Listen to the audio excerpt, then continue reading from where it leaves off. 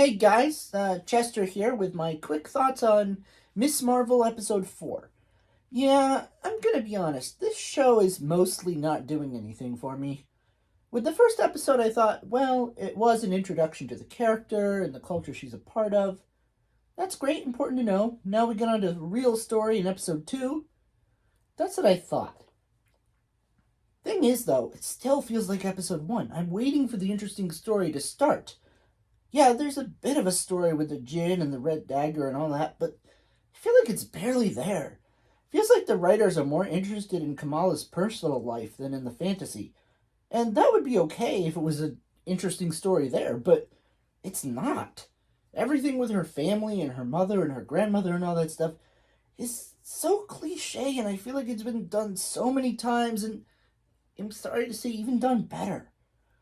Even when Red Dagger was introduced, he could have been a really interesting character with really good backstory and, you know, pull her into the real adventure, but then all we see of him beyond the fight scenes is just inviting this girl he just met, in which he has a very important fantastical connection, where it feels like they should be, be careful, uh, inviting her to a bonfire on a beach, which feels like it's pulled straight out of an 80s or 90s teen film.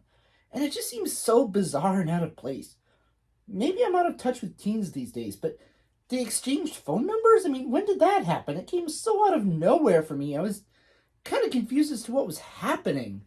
Like, this guy texts her out of the blue, like, oh, are you free? Like, he's some, I don't know, like he's known her for years or something. I don't know, it just feels so weird.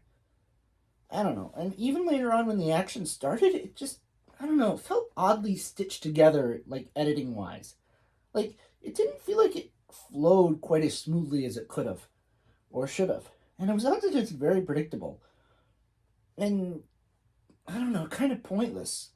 And here I have to say, it was during the action scene when I had a thought. So far, this isn't really making a great TV show, at least not for me. But I do wonder if it could have made a very decent film. So much of the show seems to be padding. My biggest problem is that the main story feels like it's being dragged out amidst all this padding about her family and their relationships and just stuff. And that stuff is fine, but it feels like it should be wrapped around the story, while it feels like the story is just interrupting it. I feel like if it was a movie, the first 3 episodes could have been condensed down into the first part of the film, maybe, I don't know, like first 40 minutes or something, or 30 minutes? I do wonder if this was originally intended to be a movie, kind of like Obi-Wan Kenobi was, and again, if it would just be better if it was a movie. I don't know, I wanted to like the series. I'm kind of disappointed in it so far, but I mean, to be fair, it's not all bad. When they actually do get to the story regarding the Jinn and the fantastical elements, it's somewhat interesting. And I will say that ending did intrigue me. The old train station looked great. And I do still look forward to seeing where it goes from here, and even if the show doesn't get much better for me, I do look forward to seeing the character in other Marvel movies or shows. I feel like there's some interesting things to be done with her. It's just not being done here. But what do you guys think? Let me know in the comments below, and I'll see you for the next time. Goodbye.